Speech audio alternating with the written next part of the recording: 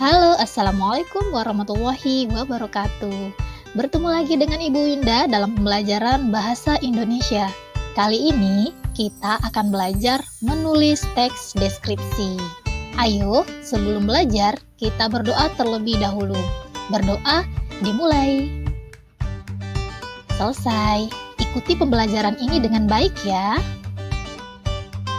Kompetensi dasar dan indikator pencapaian kompetensi yang akan kamu pelajari pada materi ini yaitu 3.2 menelaah struktur dan kebahasaan dari teks deskripsi tentang objek, sekolah, tempat wisata, tempat bersejarah, dan atau suasana pentas seni daerah yang didengar dan dibaca.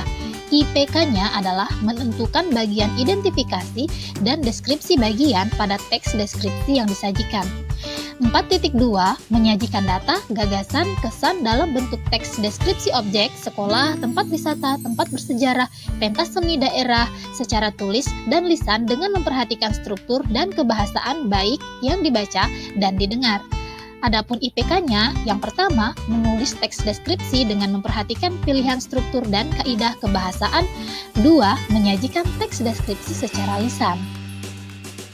Sebelum menulis teks deskripsi, mari kita telaah struktur teks deskripsi berikut ini. Teks deskripsi SMP-ku yang hijau. Ditulis oleh Selvi Aprilianingsih. Aku bersekolah di SMP Negeri 5 Sungai Lilin yang jaraknya tidak terlalu jauh karena terletak di desa tempatku tinggal. Waktu tempuh ke sekolah kira-kira antara 5 hingga 10 menit. Jalan menuju sekolahku bagus dan mulus. Hanya saja terdapat beberapa lubang di tengah-tengah jalan. SMPN 5, tempatku sekolah, memiliki gapura yang besar dan kokoh. Terdapat gedung dan lapangan yang luas di dalamnya. Taman di sekolahku ditumbuhi berbagai macam bunga, seperti bunga mawar, bunga melati, dan bunga sepatu. Bunga tersebut memiliki warna yang sangat memukau. Ada warna putih, merah, merah muda, kuning, dan ungu. Banyaknya pohon rindang yang berdaun lebat membuat suasana menjadi sejuk. Pohon yang tumbuh ada bermacam-macam, seperti pohon cemara dan pohon palem atau pinang. Pada dahan pohon biasanya hinggap beberapa burung dan berkicau dengan riang. Sejuknya angin yang berembus membuat beberapa helai daun berjatuhan seperti tengah menari-nari. Sekolahku juga menarik dengan warna biru dan kuning yang cerah, sehingga membuat seluruh siswa terpukau melihatnya. Pemandangan di belakang kelasku tidak kalah menarik dengan kehijauan kebun yang membuat suasana terlihat semakin asri. Dari jendela kelasku, aku dapat melihat pemandangan tersebut. Angin yang masuk melalui celah-celah jendela membuat kelas terasa sejuk. Sekarang, perhatikan tabel berikut ini. Yuk kita telaah struktur teks SMP-ku yang hijau. Struktur teks deskripsi ada dua. Yang pertama, identifikasi atau deskripsi umum. Yang kedua, deskripsi bagian. Nah, paragraf pertama itu termasuk deskripsi umum karena menjelaskan si aku bersekolah di mana, yaitu di SMP Negeri 5 Sungai Lilin. Kemudian waktu tempuh dan jarak dari rumah ke sekolah. Lalu untuk deskripsi bagian terdapat pada paragraf kedua, 3, dan 4. Untuk paragraf kedua, itu mendeskripsikan secara rinci tentang apa yang terlihat pertama kali ketika menginjakkan kaki di sekolah tersebut. Untuk paragraf ketiga, khususnya membahas suasana di sekolah, yaitu di sana terasa sejuk karena banyak pohon-pohon rindang.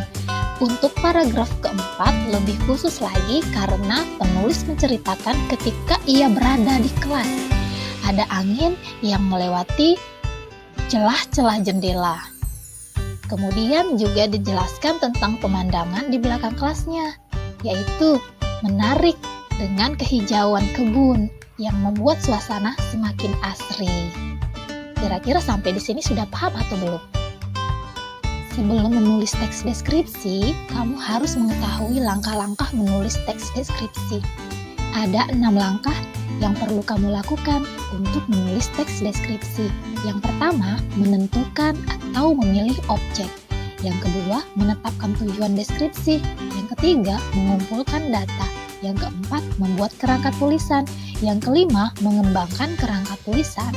Dan terakhir, yang keenam, menyunting teks deskripsi. Kita akan bahas satu persatu sekaligus contohnya. Pertama, menentukan atau memilih objek. Objek bisa kamu ambil dari sekolah, rumah, teman, orang tua, pasar, atau motor kesayangan. Nah, di sini kita akan mencontohkan pemilihan objek yaitu rumah.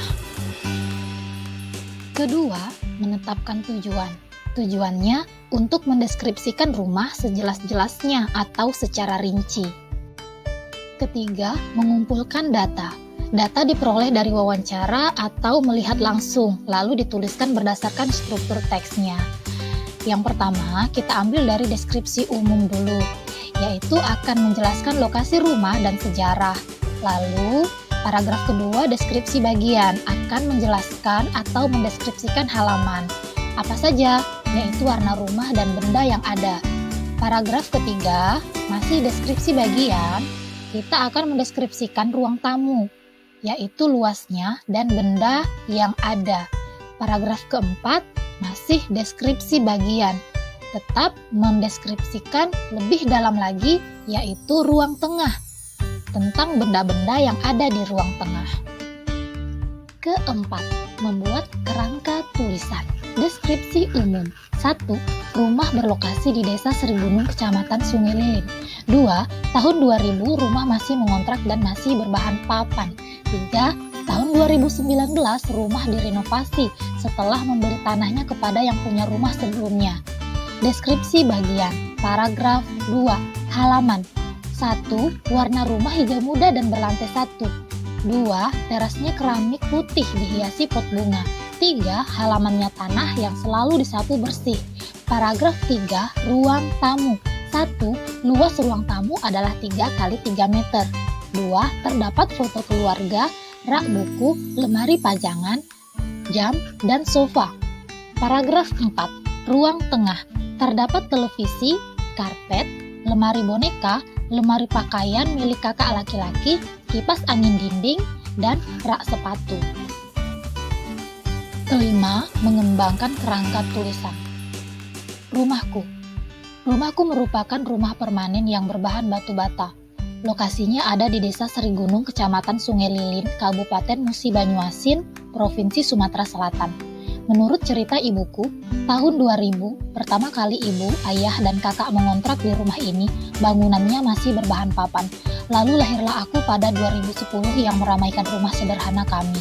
Tahun itulah, orang tuaku akhirnya membeli rumah ini. Cukup lama mereka menabung hingga pada 2019, orang tuaku merenovasi rumah menjadi permanen. Di rumah inilah aku lahir dan melihat perjuangan ayah dan ibu. Rumahku dicat warna hijau muda hingga tampak sejuk di mata. Atapnya adalah seng putih yang terlihat berkilat karena memang masih baru. Ada 2 tiang terbuat dari beton di sudut terasnya. Bentuknya estetik dengan ukiran semen belah ketupat dan dicat kuning cerah di tengah-tengahnya. Lantai teras dilapisi keramik putih serta dihiasi pot bunga. Bunga-bunga itu mempercantik tampilan rumah dengan aneka warna. Tak lupa halamannya yang bersih karena disapu ibu setiap pagi.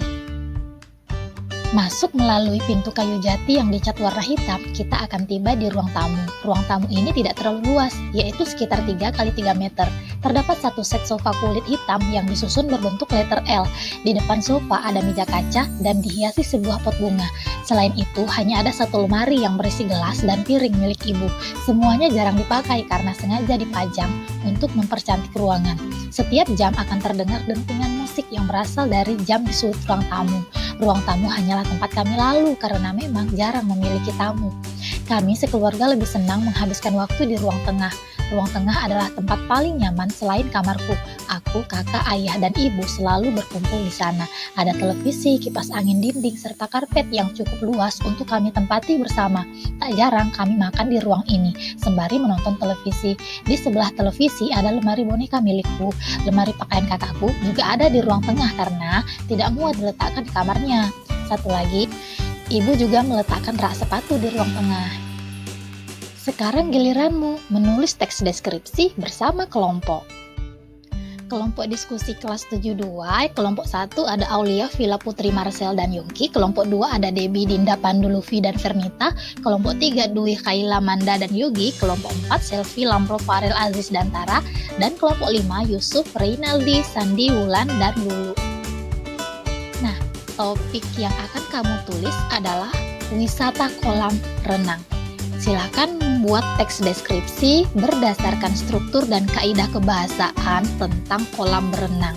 Kamu tentunya pasti pernah ke kolam berenang, bukan?